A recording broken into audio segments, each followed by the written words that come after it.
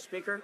One thing that our Liberal Party is going to stand for always is open, transparent dialogue.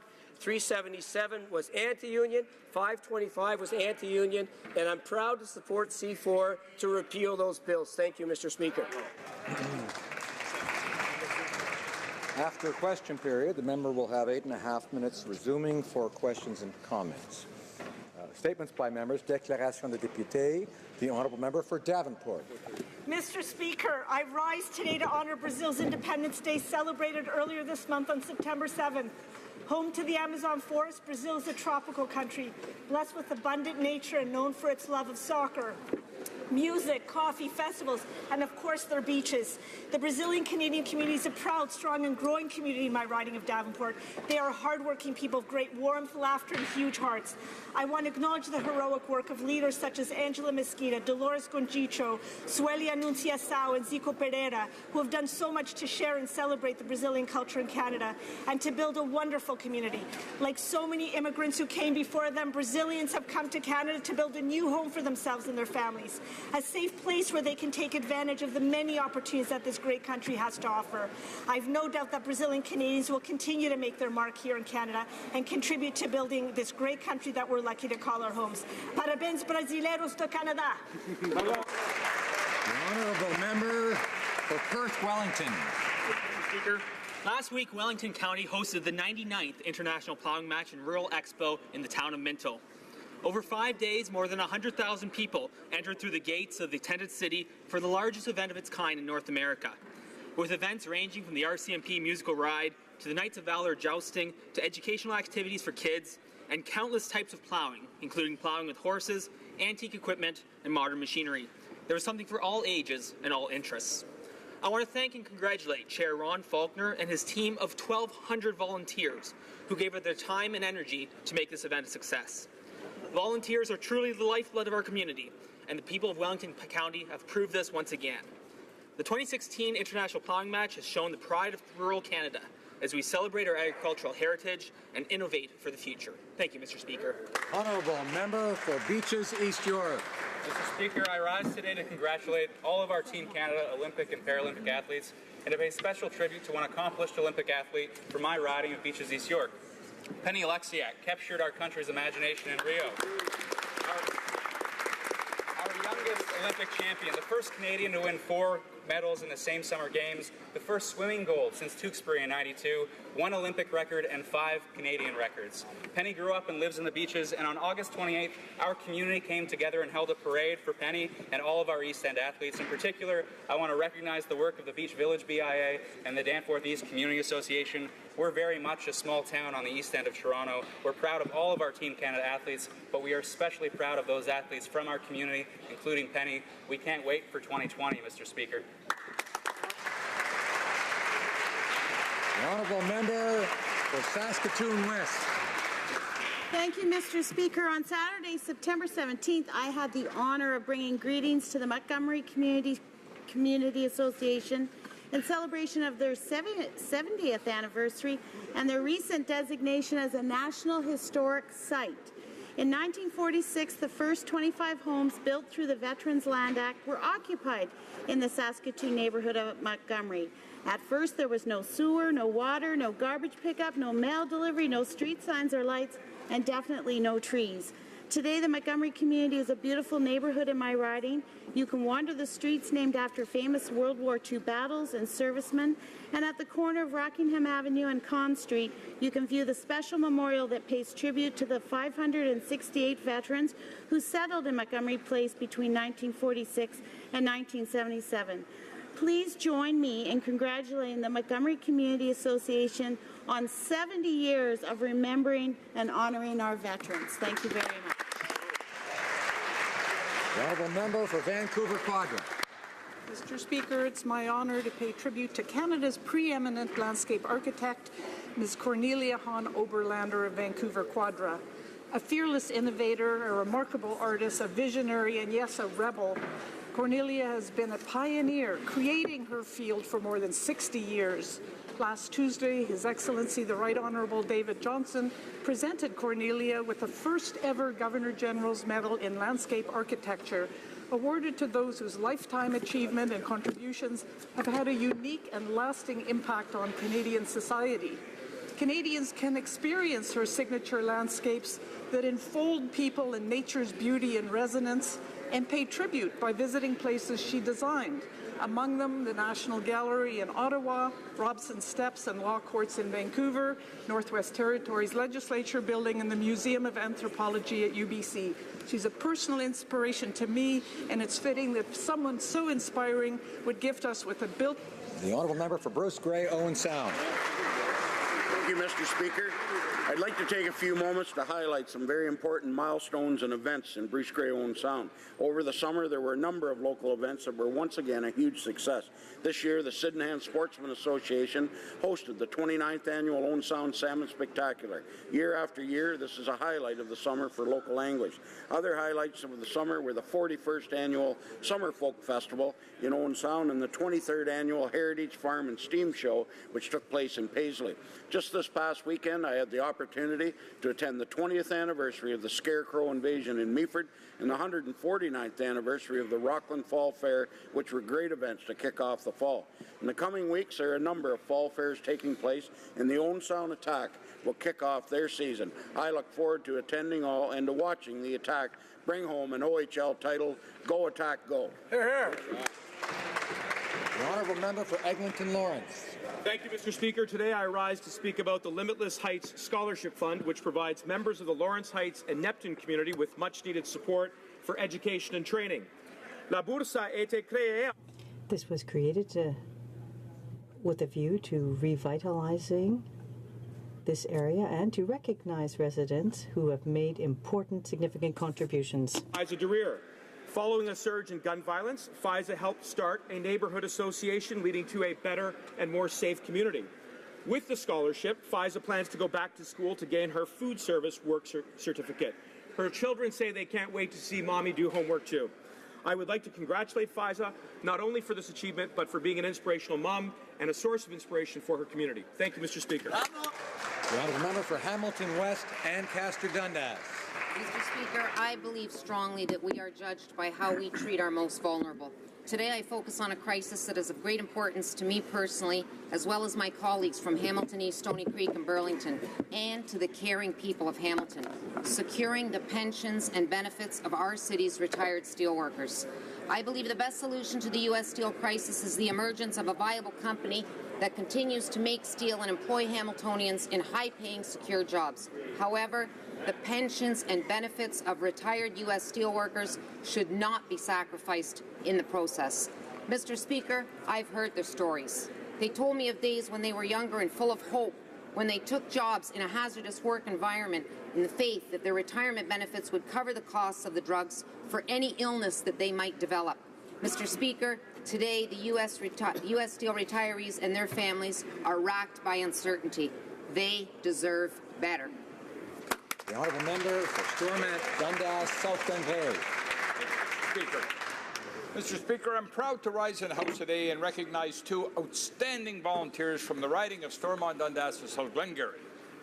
On September the 7th, I had the pleasure of attending a ceremony at Rideau Hall where Sean Adams and Ernie Spiller joined dozens of Canadians from the National Capital Region in receiving the Sovereign's Medal for Volunteers, presented by the Governor-General himself, His Excellency, the Right Honourable David Johnston.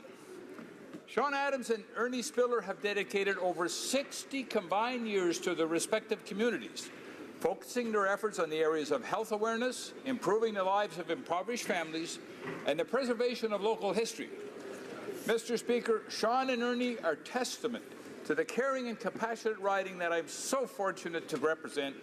I commend their community service and I offer my sincerest congratulations on receiving the Sovereign's Medal for Volunteers. Bravo, gentlemen. Well said.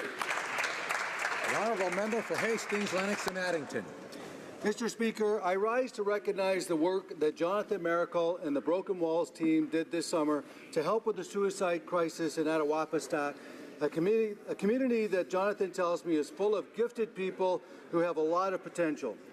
Jonathan is a member of the Mohawks of the Bay of Quinte, an Indigenous community who I have the honour to work with in my riding of Hastings, Lennox and Addington. Broken Walls is a Christian music band that travels the world communicating a message of dignity, self-respect, and the Creator's love of all cultures, using the Mohawk water drum and other Indigenous instruments. And Mr. Speaker, I rise also to recognize the very real crisis of suicide facing First Nation, Inuit, and Métis communities. I am eager to travel the road ahead with all of my colleagues on the Indigenous and Northern Affairs Committee this session as we work with Indigenous communities to seek answers and find solutions. Thank you. For Sackville, Preston, Chesapeake. Monsieur le Président, Mr. Speaker. Feedback from the town hall I held last week with veterans in my riding.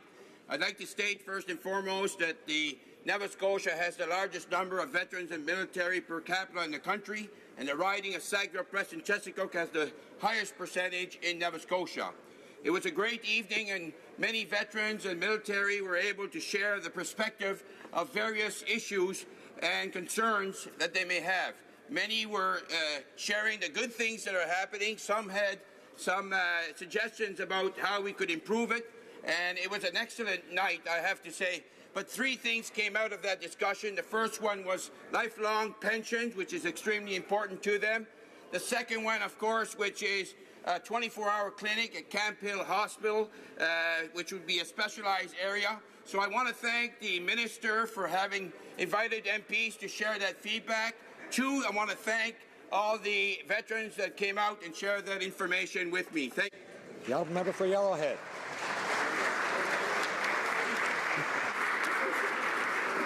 Mr. Speaker, yesterday on Parliament Hill and across Canada, police officers met to honour and respect our fallen. The Canadian Police and Peace Officers' 39th annual memorial service honoured more than 850 men and women whose names are engraved on the honour roll tablets on Parliament Hill. This year, the names of 5 officers have been added to the memorial as a permanent reminder of their contributions and their sacrifices. Last Friday, I paid tribute to Constable Chelsea Robinson, who died in the line of duty. A local park in my riding was dedicated to her. We must not forget those that made the ultimate sacrifice. My deep gratitude goes out to all police and peace officers across this country for their dedication to keeping our community safe. Thank you, Mr. Speaker.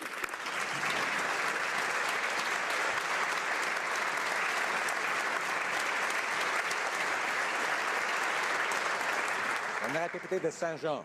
The Honourable Member for Saint-Jean. Mr. Speaker, recently, tremendously talented Canadian ambassadors proudly wore our colours. The Canadian athletes who participated in the Rio Paralympics showed determination and perseverance, 2 important values that inspire us. What emotion we felt seeing a constituent from Saint-Jean carry the Canadian flag during the closing ceremonies. Congratulations to the Queen of the Games, Aurélie Rivard, who stood out thanks to her exceptional performances. The swimmer from Saint-Jean-sur-Richelieu brought home 3 gold medals, 1 silver medal, setting 3 new records along the way. I join my constituents in the riding in applauding this golden athlete from Saint-Jean on her accomplishments. To all athletes, coaches, organizers, parents, and friends who invested time and energy in the years leading up to the Paralympics, and for all those who will ensure the success of Canada in the next Games, we say thank you. For Hamilton Mountain.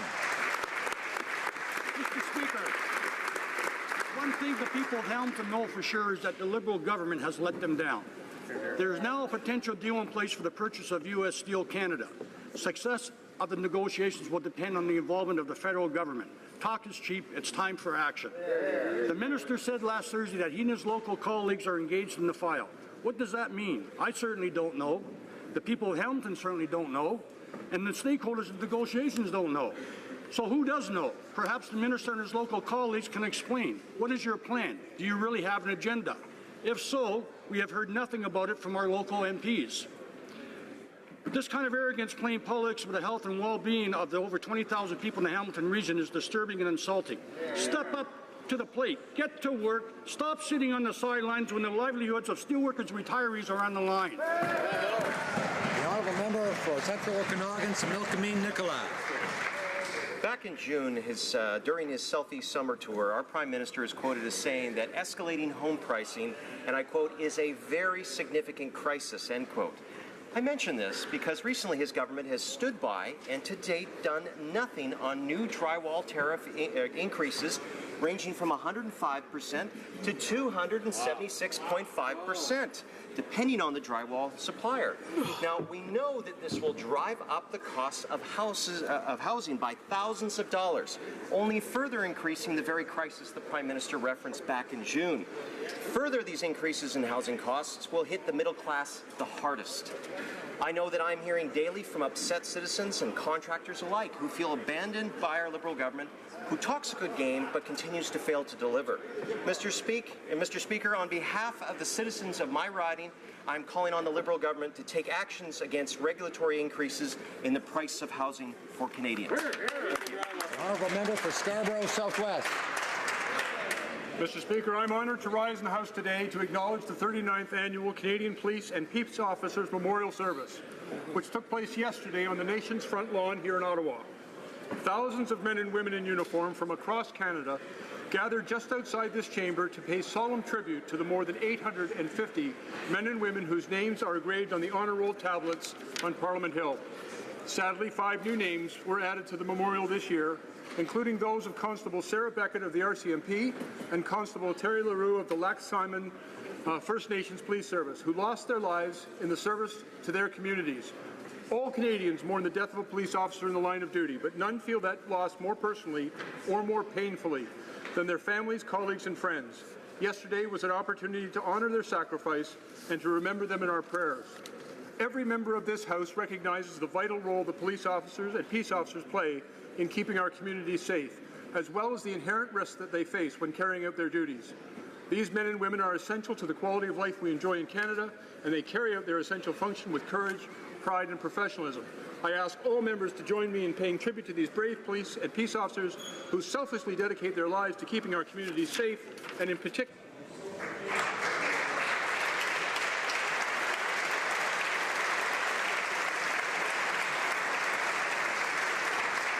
Oral questions, questions orales. Honorable député. The Honourable Member for Lac Saint-Jean. Mr. Speaker, last week the Liberals confirmed that they are currently negotiating an extradition treaty with China, and note that there are no allied countries that have signed such a treaty, not Australia, not the United States, and yet last week the Minister of Foreign Affairs said that there are no negotiations underway. So if the Prime Minister signs such an extradition treaty, Canada will be seen as being accomplice to a country whose justice system has one of the worst human rights records in the world. Who's telling the truth, Mr. Speaker, the Prime Minister or the Minister of Foreign Affairs? Minister of National Defence. Mr. Speaker, we announced a high-level national security and rule of law dialogue as part of a comprehensive discussion with China. Dialogue is important. Dialogue is what helps us move consular cases forward. Dialogue allows you to actually bring up difficult subjects like human rights and move the yardstick forward, Mr. Speaker. And we are proud of our dialogue, and that's the direction that we will be going. Thank you, Mr. Speaker. The Honourable Member for Lac Saint-Jean. Probably the Prime Minister needs a comprehensive discussion with his minister, Mr. Speaker. Mr. Speaker, this weekend, the Minister of Foreign Affairs shed some light about the negotiation with China on extradition. And I quote, your paper should check the facts. There is no negotiation. To write like pretending it is wrong. Stop that, please. That's what the Minister said. Yeah. Though last week the Prime Minister said that Canada is indeed entered in negotiations with China on an extradition treaty. Mr. Speaker, let us check the facts. Who tells the truth to the Canadians, the Prime Minister or the Minister? Yeah. The Honourable Minister of National Defence. Mr. Speaker, as I stated many times before, our government believes in a dialogue with China. It allows us to have those difficult conversations. That's exactly what we're doing, having a dialogue with China on the rule of law, on the important discussions of national security, and also of human rights as well. Thank you, Mr. Speaker. The Honourable Member for Lac Saint-Jean. Mr. Speaker, we learned this weekend that the Chief of Staff to the Minister of Foreign Affairs is going to have to pay back over $32,000 to Canadians, which represents roughly the equivalent annual salary of somebody who works in sales in my riding in Quebec. And this was spending that the Minister accepted. He says one thing, but does another. So, Mr. Speaker,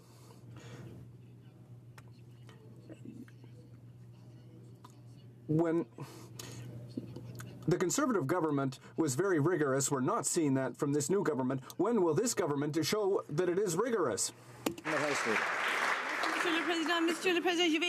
Mr. Speaker, I will respond to the question in a moment, but I will start by saying that I'm very proud that Dr. Hupfar has been released. To respond to the question, it is the government's policy to repay moving expenses, and that policy dates back to the 1970s, and it is our government has said that this policy needs to be reviewed. That's why the Prime Minister has asked the Treasury Board to create a new policy. Thank you, Mr. Speaker. Well, Mr. Speaker, the Liberals talk a big game when it comes to accountability, but they only repay the taxpayer when they get caught. First, we had the Minister of Health's limo rides, then we had the Minister of Environment's vanity photo shoots. Now we have excessive moving costs from the Liberals. How can Canadians trust the Liberals to repay all of the inappropriate moving expenses? Honourable Government House Leader. Thank you for the question, Mr. Speaker. Mr. Speaker, it has been government policy for relocation expenses to reimburse senior officials and their families since the 1970s. This policy was revisited in 2008 and 2011 by the previous Harper government. So they had an opportunity to do something. They did nothing. The previous Stephen Harper's office, the previous Prime Minister's office, approved over $300,000 in relocation expenses, including $93,000 for one person. Our government recognizes more can be done, and that's why our Prime Minister has asked the Treasury Board to create a new policy for moving expenses. The Honourable Member for Portage-Lisgar. Mr. Speaker, that was $300,000 the Conservatives approved over 10 years. The Liberals approved over $1 million in 6 months. Mr. Speaker, this is about integrity and judgment, and there is a huge lack of it on the side of the Liberals. 19 ministers have signed off on these inappropriate costs. A couple of them have paid back some of the costs once they got caught. What's happening with the other ministers who have signed off? The minister, or the Leader of the House here, she signed off on $70,000 in expenses. Whoa. Will those other expenses be paid to the taxpayer? The Honourable Government House Leader. Thank you for the question, Mr. Speaker. Mr. Speaker, this is about recognizing that better is possible. This is about recognizing that the current rules that are in place were in place by the...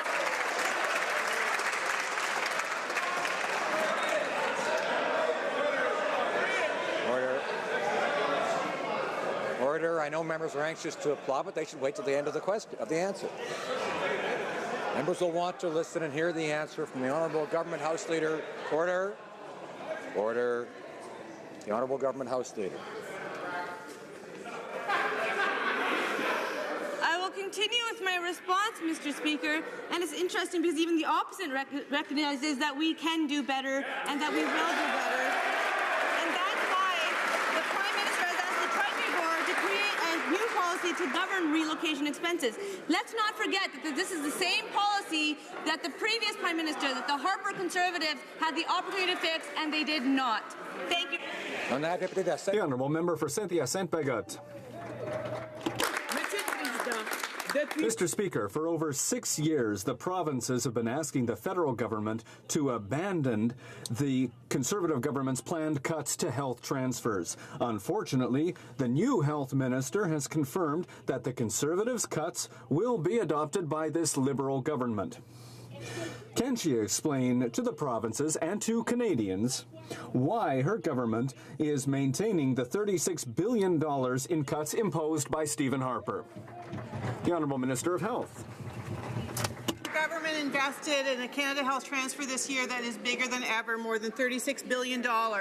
It will increase next year. The Canada Health transfer will go up by more than $1 billion. But in addition to that, our government is going to make investments in areas where the provinces and territories have agreed with us that there are concerns and priorities, and those include things like $3 billion for home care. We will also work to increase access to mental health care. I look forward to further conversations with my colleagues. The Honourable Member for Saint-Hyacinthe-Bagotte.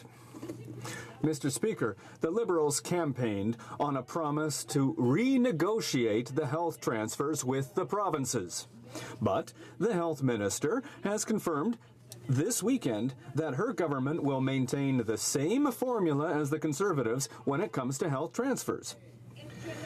Can the minister confirm, yes or no, if the provinces are on board with keeping the $36 billion in cuts imposed by Stephen Harper? Mr. Speaker, I have had excellent conversations with my colleagues across this country, the Ministers of Health in the provinces and territories. We have agreed upon a number of priorities, areas in which we think the healthcare systems across this country need improvements.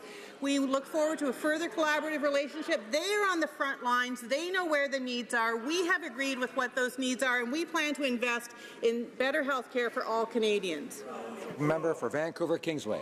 Mr. Speaker, real change is turning into real betrayal real fast. Now, during the election, the Prime Minister told Canadians you can't have Tommy Douglas health care on a Stephen Harper budget. But yesterday, the Health Minister confirmed that the Liberals are adopting Stephen Harper's health care cuts. Now, this Liberal government was elected on a promise of real change when it comes to health care. Can the Minister explain why she won't deliver it? The Minister of Health. Mr. Speaker, we absolutely intend to deliver real change on health care. In fact, I wonder how the NDP could have delivered given their fiscal plans and their agreement to stick to a balanced budget. We believe in new investments in health care. We will be investing in home care. We will be making sure Canadians have accessible, affordable, and appropriately prescribed prescription drugs. We will invest in innovation. We will deliver on health care for Canadians. Now, member for Vancouver Kingsway. Well, we'll see how this Liberal government delivers better health care on Stephen Harper health care cuts, Mr. Speaker. Now, the minister is promising millions while cutting billions every year. And the truth is, this government's decision will cut over $1 billion from health care next year alone, and a total of $36 billion will be cut from health care over the long term. Now, the Liberal campaign platform also promised that they would discuss any cuts with the provinces, but instead, they're going to impose these cuts without any negotiating with the provinces, just like Mr. Harper. Will the minister tell us, do the provinces support these Harper and... The Honourable Minister of Health. Mr. Speaker, Canadians are rightfully proud of our strong publicly funded healthcare system. We will continue to invest, and there will continue to be a growing Canada Health transfer. But all health policy experts in this country agree that there is room for improvement. There are areas where Canadians do not have access to the home care they need, where people are lacking access to mental health care. I have had a very good relationship with my colleagues, and I look forward to further discussions with them next month to invest in those areas. Thank you. The Honourable Member for Mégantic-L'Érable. Mr. Speaker, Jerry Butts, the Prime Minister's best friend, Katie Telford, Chief of Staff to the Prime Minister, the Chief of Staff to the Minister of Foreign Affairs, the Chief of Staff to the Minister of Innovation. Now, what do these people have in common, Mr. Speaker? Well, their bosses lacked judgment. Mr. Speaker, the question is simple. How many Liberal government staff members will have to get caught with their hands in the till? How can the Prime Minister justify such a lack of judgment? The Honourable Government House Leader. Thank you for the question, Mr. Speaker. Mr. Speaker, as you know and everyone knows, this is a policy to repay moving expenses that has been in place since the 1970s. It was the previous Stephen Harper government that developed the current policy. Prime Minister Stephen Harper's office approved over $300,000 in moving expenses, including over $93,000 for one person. We know that this policy needs to be reviewed, changed. That is why the Prime Minister has asked the Treasury Board to create a new policy. The Honourable Member from Mégantic-L'Érable. Mr. Speaker, in English or in French, well, it doesn't matter. The Government House Leader should also set a good example and end these astronomical moving fees. The Liberal version of ethics is to pay back a bit when they get caught and then ride out the storm. But the storm won't be ridden out. The official opposition will keep the pressure on until the Liberals stop spending taxpayers' money on themselves. Can the Government House Leader please explain her own lack of judgment with these expenses? The Honourable Government House Leader, thank you for the question. Mr. Speaker, it's our government that knows that the policy needs to be changed. if they're going to ask the same question, I'll give the same answer. It's our Prime Minister who has asked the Treasury Board to create a new policy. We can do better. We will do better. Thank you, Mr. Speaker. Member for Elgin, Middlesex, London. Mr. Speaker, the Environment Minister gave her staff over $116,000 to come to Ottawa. Her own office admits that only $28,000 was actually used for moving. Wow. After getting caught, other Liberals have admitted their claims were unreasonable. When will the minister come clean and explain to Canadians what they got for the rest of the money? The Honourable Government House Leader. Thank you for the question, Mr. Speaker. Mr. Speaker, it gives me another opportunity to remind us that these reimbursement policies, relocation costs, have been in place since the 1970s. The previous government had an opportunity to fix it, but they didn't. And that's why it's our government that recognizes that these policies need to be reviewed. And let me remind Canadians that it was Prime Minister Stephen Harper's office that approved $300,000 in relocation expenses and $93,000 for one single individual. That's why our Prime Minister has asked the Treasury Board to create a policy to govern relocation expenses. And as for the work that the Minister of Environment... Member for Elgin, Middlesex, London. Mr. Speaker, thank you so much. But the minister is hiding behind the so-called rules, these same rules that they're talking about today. They had the choice. Each and every minister had the choice. Yes. The Environment Minister should be able to answer this question. She signed off on this money. She should be able to tell us where it went. What is the minister hiding about, and where did the money go? The Honourable Government House Leader. Thank you for the question, Mr. Speaker. These are not so-called rules. These are the rules, and every expense was made in accordance with the guidelines. That is the issue. It's our government that recognizes the previous Conservative government had an opportunity to do more. They didn't. But our government recognizes that more can be done. That's why our Prime Minister has asked the Treasury Board to review the policy and to bring in a new policy for relocation expenses. Thank you, Mr. Speaker. Good job. Honourable Member for Red Deer, Lacombe. So, Mr. Speaker, this weekend we learned that some Liberal staffers who received moving expense payments will be paying a fraction of that money back. Now, these ministers gave their friends personalized cash payments, but now, after being caught red-handed, they are paying back what they feel is unreasonable.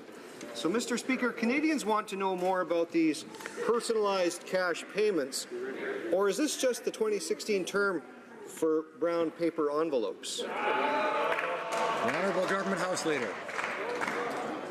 Thank you for the question, Mr. Speaker. I can't tell if the members opposite are making light of the situation or heavy. This is a policy that our government recognizes needs to be reviewed, and I will remind Canadians that this is a policy that has been in place since the 1970s. These are the same rules that also apply to the military, to the RCMP, and the public service. And the previous Prime Minister Stephen Harper, also approved $300,000 in relocation expenses, including $93,000 to one individual. Our government recognizes that better is always possible. Thank you, Mr. Speaker. Combe. Speaker, the infrastructure minister is no stranger to wasteful spending. First we had Sky Palace 2.0, and now we find out he has signed off on over $50,000 in moving expenses for one of his staff. So, Mr. Speaker, Canadians are losing their homes and their jobs, but the infrastructure minister is more concerned about making sure his staffer collects tens of thousands of dollars in so-called moving expenses. So, Mr. Speaker, how much of this payout is unaccounted for personalized cash payments? Government House Leader. Thank you for the question, Mr. Speaker. Mr. Speaker, these are policies that have been put in place since the 1970s.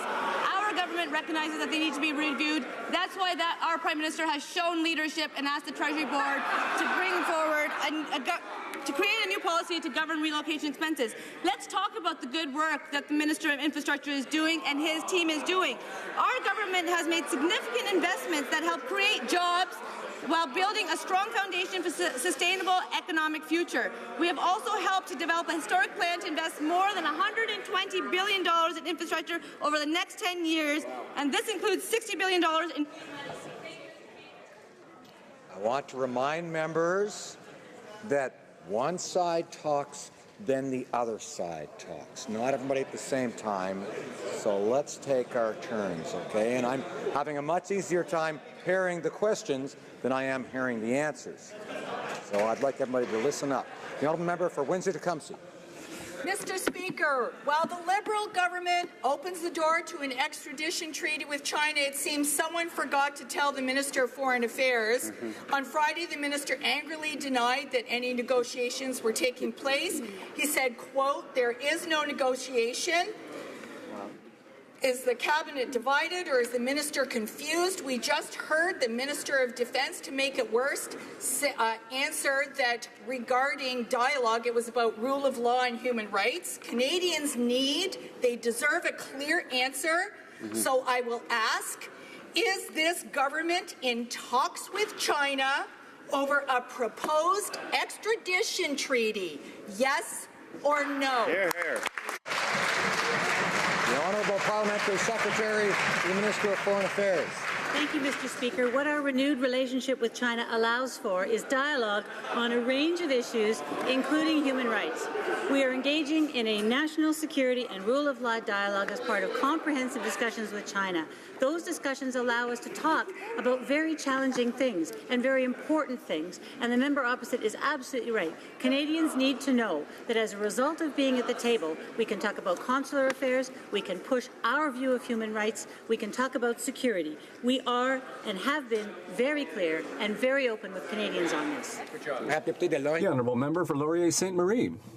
Mr. Speaker, well, if that's being clear, well, I'd hate to know what the opposite is. Last June, the Minister of Foreign Affairs stood by silently when his Chinese counterpart reprimanded a journalist who asked him a question on human rights in China.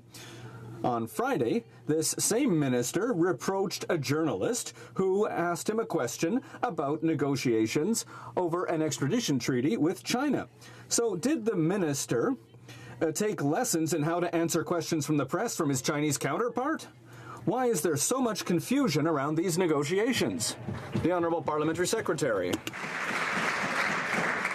In Canada, we believe in a strong media and that journalists can speak for themselves. Our relationship means that we can hear the views of China while allowing ourselves the opportunity to defend and uphold human rights. We announced this high-level security and rule of law dialogue precisely so that we can deal with some of the greatest challenges we face in a renewed relationship with China. The Honourable Member for Niagara Falls. Thank you, Mr. Speaker. I appreciate that the Liberal minister from King's Hants is upset by the way the Prime Minister is treating Atlantic Canada, but that is no excuse for classifying Supreme Court justice appointments as cronyism. Now, could he identify which members of the Supreme Court he's talking about, or better still, could he get up and do the right thing and apologize for saying that? The Honourable President of the Treasury Board. Mr. Speaker, I was referring broadly to the habits of the previous government in their appointments of not just judges, Mr. Speaker. I'm not talking about Supreme Court judges, but some of the judicial appointments that occurred under the previous government, including the previous Justice Minister, Peter MacKay's best man from his wedding, the best man's wife from his wedding. This is not the kinds of appointment that actually should be occurring within a government. We respect the Supreme Court, but this government's appointments over the years to a number of posts was wrong. The Honourable Member for Niagara Falls. Mr. Speaker, I'm sure the Liberals think that Atlantic Canadians are flattered by the fact that someone from Mississauga is now running the Atlantic Canada Opportunities Agency. Maybe that's why they think Atlantic Canada doesn't need to have representation on the Supreme Court of Canada. But I'm pleased that at least one Liberal member, the member for Central Nova, now agrees with the Conservatives here. I'd like to know about the other 31. Are they going to stand up and do the right thing for Canada and Atlantic Canada? The Honourable Parliamentary Secretary to the Minister of Justice. Mr. Speaker, the process used to appoint Supreme Court justices by the previous government was opaque, outdated, and in need of an overhaul. In their mandate letter from the Prime Minister to the Advisory Board, they were asked that when making their selections, they consider the custom of regional representation on the court as being one of the factors to be taken into consideration. Therefore, the list of qualified and functionally bilingual candidates developed by the Advisory Board includes candidates from Atlantic Canada, and they're perfectly capable of competing in a national competition. Thank you very much. Member for St. Albert, Edmonton. Mr. Speaker, while the Minister for Nova Scotia has been busy attacking the independence of the Supreme Court, the Minister for Atlantic Canada, where's he from again? Oh yeah, Mississauga. The Minister for Atlantic Canada from Mississauga has been silent in standing up for Atlantic Canadian representation on the Supreme Court, as have all 32 Liberal MPs from Atlantic Canada. So when will the Minister for Atlantic Canada from Ontario break his silence and stand up for Atlantic Canada? The Honourable Minister of Economic. Order. The Honourable Minister for Economic Development. Mr. Speaker, it's an honour and privilege to stand up and stand alongside 32 exemplary members of Parliament from Atlantic Canada. These fine individuals punch above their weight, and they care deeply about the Atlantic Canada region. That is why we made historic investments into this region. That is why we unveiled the Atlantic Growth Strategy, which is going to invest in diversifying that region, creating jobs. Most recently, we made an announcement on immigration. This is an example of how we work together to provide meaningful results for all Atlantic Canadians. St. Albert, Edmonton. Just about everyone has criticized the Liberal appointment process to shut out Atlantic Canada, from academics and lawyers to the Canadian Bar Association to First Nations leaders, and the process is being challenged in court as we speak. So when will the minister get the message and reverse this objectionable, constitutionally questionable appointment process to shut out Atlantic Canada? Honourable Parliamentary Secretary. Mr. Speaker, the process employed by the previous government for Supreme Court of Canada appointees was opaque and badly in need of an overhaul. And that's the reason why there was a new process that increased transparency, that increased accountability. That's why the advisory committee has been asked to identify suitable candidates. These will be jurists of the highest caliber, they'll be functionally bilingual, and they will be representative of the diversity of our great country. That list will include candidates from Atlantic Canada. Thank you, Mr. Speaker. The honourable member for Rimouski-Nejet-Témiscouata-Les-Basques. Mr. Speaker, CRA claims it won't go easy on tax cheats identified in the Panama Papers. If the past is anything to go by, I have my doubts. With previous leaks in Liechtenstein, Switzerland, Luxembourg, and the Isle of Man, CRA was particularly ineffective at recovering the money and largely relied on voluntary disclosure and granting amnesty to cheaters. How are we to trust the minister when CRA has such a poor track record? The Honourable Minister of National Revenue. Mr. Speaker, the government understands that middle-class Canadians pay their fair share and some rich taxpayers avoid their obligations, and this has to stop. The Panama Papers came to light on April 2nd, and I called on my officials to investigate. I can announce that CRA is currently investigating over 2,500 cases, and we've identified 85 taxpayers who will be studied more closely. We are keeping on with our work. The Honourable Member for Hochelaga. The government keeps saying its investments in First Nations have been historic. But at a time when there's a serious housing crisis on reserves, this morning we learned that the government would only be funding the construction of 300 new units this year and next.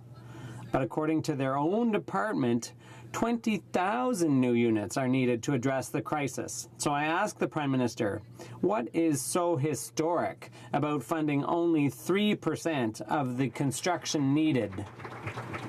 The Honourable Minister. Mr. Speaker, we are determined to solve the housing shortage, which is unacceptable. Budget 2016 provides for the investment of over $554 million over 2 years to address the shortage of construction and renovation of housing units. Agreements are in place for 2/3 of the funding. And CMHC is also investing in renovations and repairs to 2,500 housing units. The honourable member for Vimy. Mr. Speaker, I do a lot of talking with my constituents, and they consistently raise the importance of enhancing old age security and the guaranteed income supplement. So having a good grasp of the situation is a priority for me. Can the Minister of Families, Children and Social Development update the House on initiatives to reduce poverty among Canadian seniors and to restore them to an acceptable standard of living? The Honourable Minister. Thank you, Mr. Speaker. I'd like to, first of all, thank and congratulate my colleague for her excellent work on behalf of seniors. We have brought the eligibility age back down to 65, which will help 100,000 seniors get out of poverty. We also have increased the GIS to $950, which will help many more seniors get out of poverty. We've invested $200 million in support to seniors' housing, and I would encourage the member to continue supporting the government's policies to help seniors. Thank you. Time, Mr. Speaker, that the Foreign Affairs Minister is out of touch with Canadians on a range of issues, but it's now clear he's not even on the Prime Minister's wavelength. The Minister's emotional denial that Canada is discussing an extradition treaty with China was surprising, given the PM's admission and the Chinese Premier's urging. Is the Minister simply not paying attention, or is there division in Cabinet? The Honourable Parliamentary Secretary to the Minister of Foreign Affairs. Thank you very much, Mr. Speaker. As I've said before, our renewed relationship with China allows for dialogue on a range of issues. I'm not sure why the member opposite doesn't understand what dialogue means. It means we are providing an opportunity for Canada to be at the table with China, express, uphold, and assert our extreme value that we put in human rights. It allows us to discuss difficult matters, and it is a reflection of our policy of engagement. Thank you. For Thornhill. Well, Mr. Speaker, this is not the way to set a convincing foreign policy.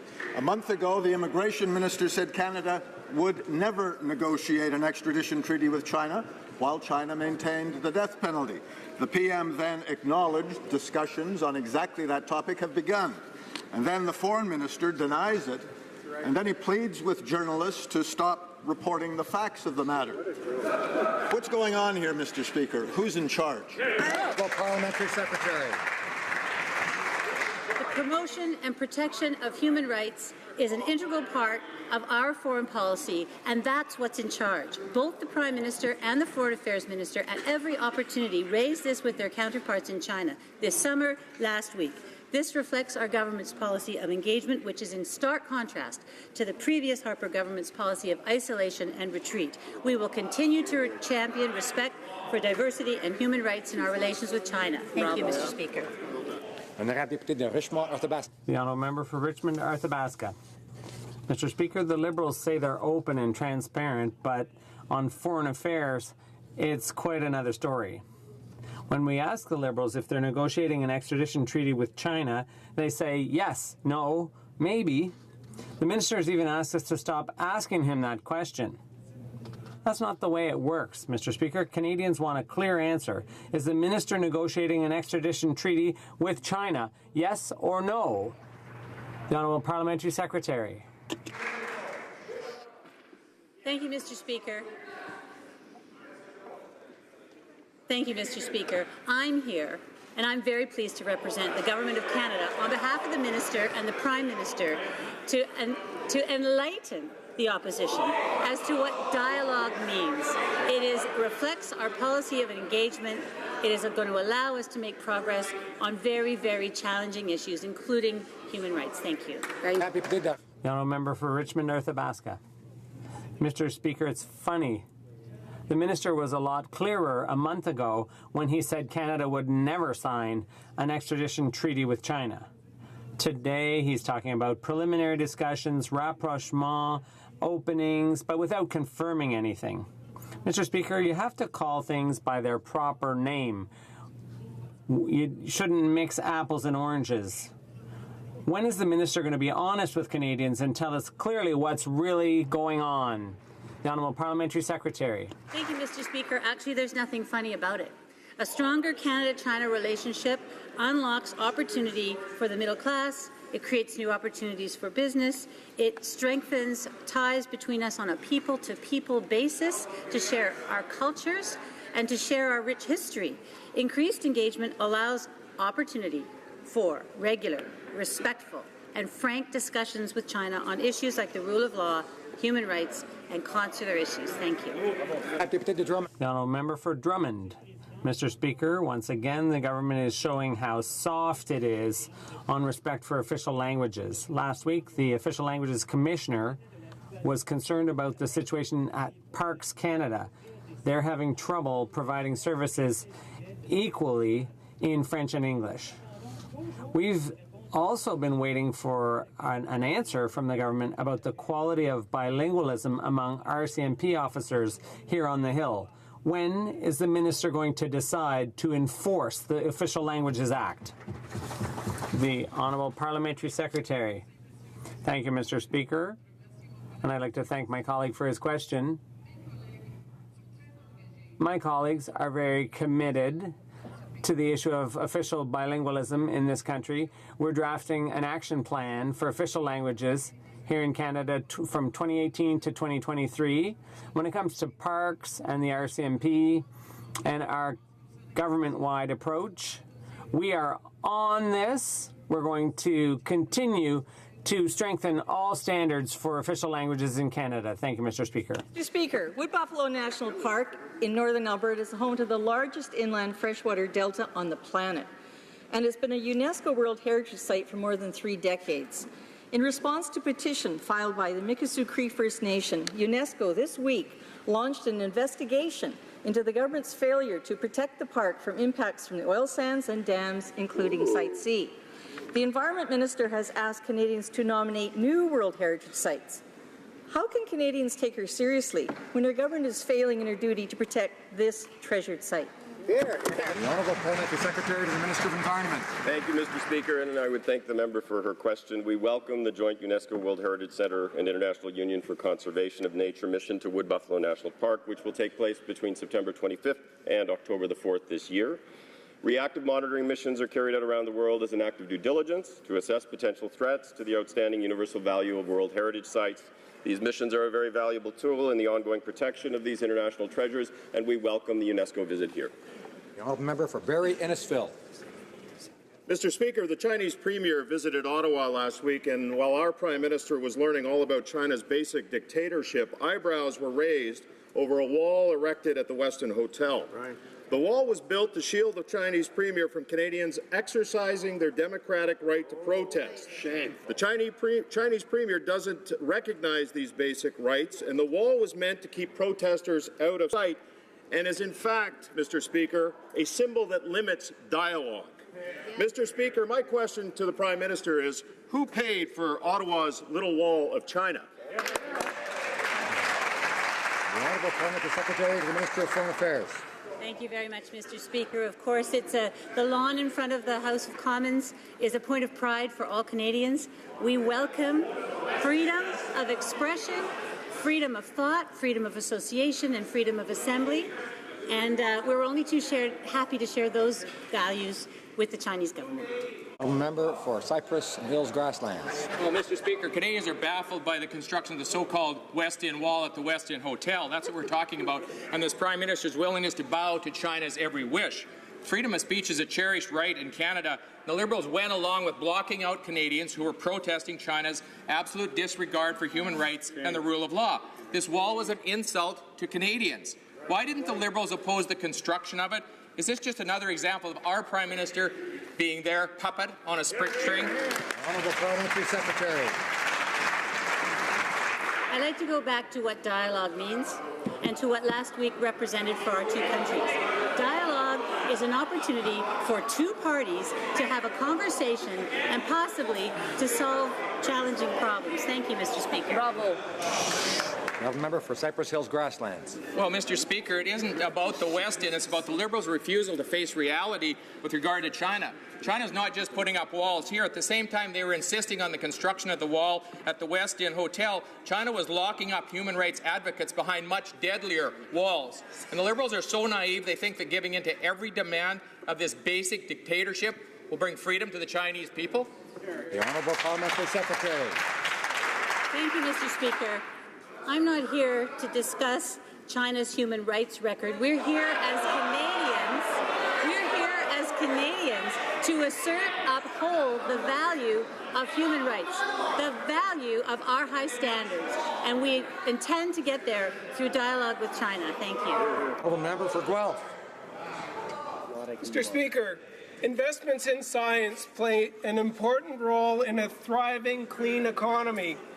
Can the Minister of Science update this House on what the government is doing to ensure that we're making smart investments in science to support evidence-based decisions, ending the Harper government's war on science? For Science. Thank you, Mr. Speaker. Canada has a rich legacy of scientific achievement. To build on these strengths, we need to take a fresh look at how the federal government supports fundamental science. That is why I launched a comprehensive review of federal support for fundamental science. The deadline for submissions to the panel is this Friday. I encourage all members to encourage their local stakeholders to submit to the panel and have their voices heard. For Kamloops, Thompson, Caribou.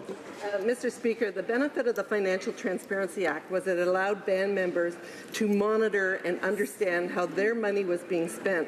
A perfect example is in Saskatchewan, where there was an alleged theft of $694,000 from the breakfast program. Band members with easy access to financial information would have noticed the lack of scrambled eggs and orange juice at the table. Will the minister explain to the people of Saskatchewan why they don't deserve guaranteed access to the basic financial information that every other Canadian enjoys? The Minister of Indigenous and Northern Affairs. Accountability and transparency are key tenets of the government and are vital in ensuring the delivery of the historic investments to Indigenous and Northern communities through Budget 2016.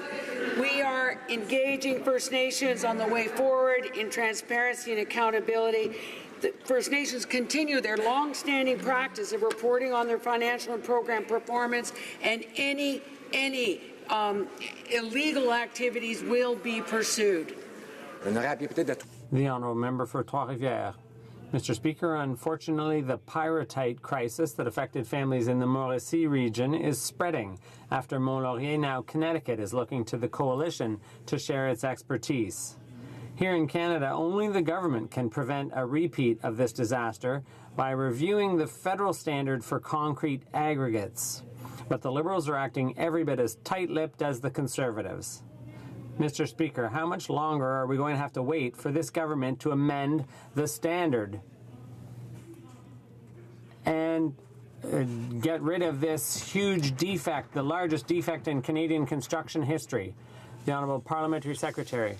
I'd like to thank my colleague from Trois-Rivières. It's the Trudeau government that took the steps to help 30... I need to remind the Honourable Member that we don't use the names of members here unless he was talking about a different Trudeau Prime Minister, but I don't think so. The Honourable Parliamentary Secretary. I'm sorry, I was talking about this government, Mr. Speaker. This government has taken the issue seriously from the outset. I'm proud to say that we, in our very first budget, provided $30 million to help families affected by this crisis. This Prime Minister went to visit the affected families to help them, to support them both emotionally and financially. This is the government that's taken this crisis seriously. The Honourable Member for Ville-Marie. Mr. Speaker, after spending some time in Iran, visiting her family and doing some research as a professor from Concordia University, Dr. Hoodfar was detained for months. Her family, colleagues, students, government, and all Canadians were very concerned about her arrest and her health problems. Good news this morning, the announcement of her release. Can the Parliamentary Secretary give us an update on this case? For Foreign Affairs, Consular Affairs. Monsieur le Président. Mr. Speaker, I'd like to thank my colleague for his work on this file. Has been released from jail and soon will be reunited with her family, friends, students, and colleagues.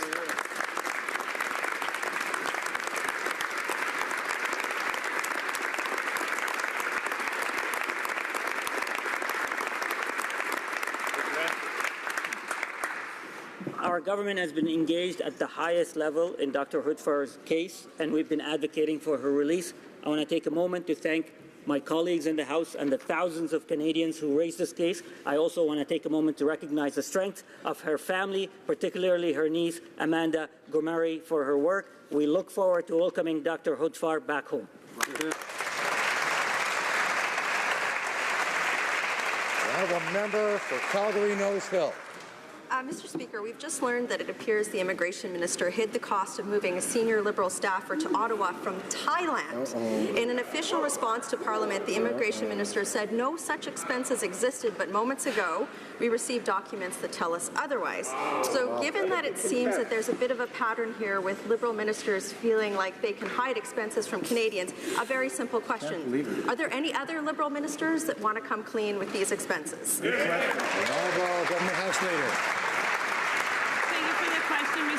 Mr. Speaker, as has been said time and time again, there is a relocation policy that has been in place since the 1970s. The previous government had an opportunity to revisit these policies. They did not. So this government recognizes the need to review these policies. That's why our Prime Minister has asked the Treasury Board to revisit this policy and to create a new policy that governs relocation expenses. Thank you, Mr. Speaker. The honourable member for Rivière-du-Nord. Thank you, Mr. Speaker. Mr. Speaker, the Quebec Health Minister has reached a terrible conclusion.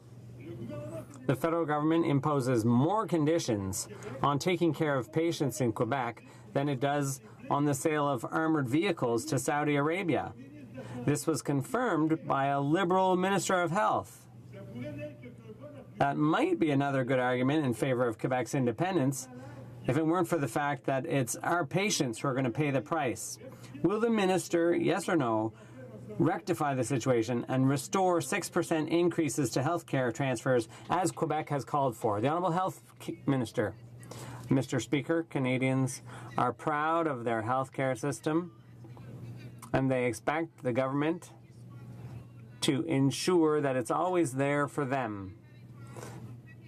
The provinces and the territories are on the front lines, and they know where improvement can be made. But I prefer to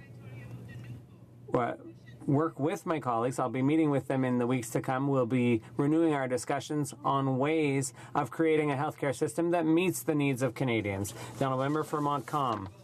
Mr. Speaker, this is a government that makes the wrong compromises in the wrong places. Compromises on gender equality, on arms sales to Saudi Arabia, on human rights in China, on torture in Syria.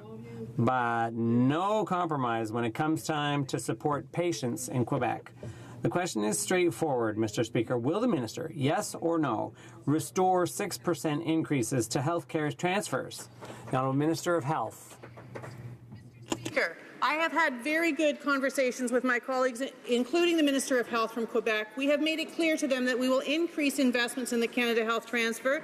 I have also talked with the Minister of Health from Quebec about other areas where we can make further investments. We appreciate their excellent work on the ground in Quebec in delivering care. We will be a good partner with them to increase investments and make sure that Canadians have the health care they need. The Honourable Member for Bécancour, Nicolas Sorel.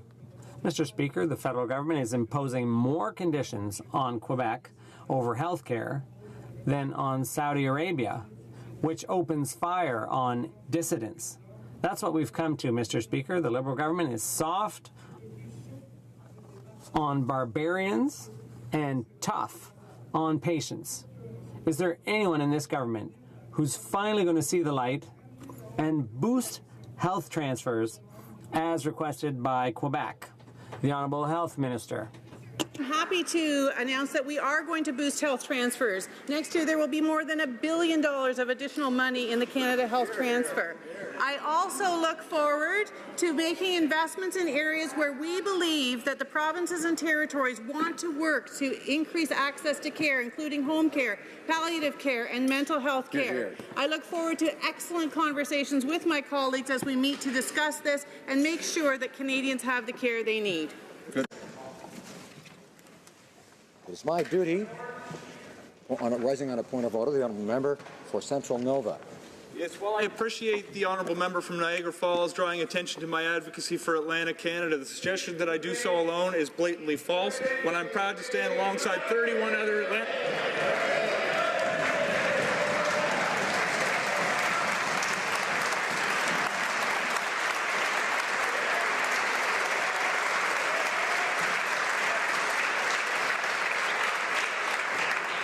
Questions of what is true and what is false are not matters that thankfully the Speaker is asked to decide on, and therefore it's a matter of debate. It is my duty to inform the House that a vacancy has occurred in the representation. Member for the electoral district of Calgary-Midnapore, by resignation effective Friday, September 23rd, 2016. Pursuant to subsection 25(1)(b) of the Parliament of Canada Act, I have addressed my warrant to the Chief Electoral Officer for the issue of a writ for the election of a member to fill this vacancy.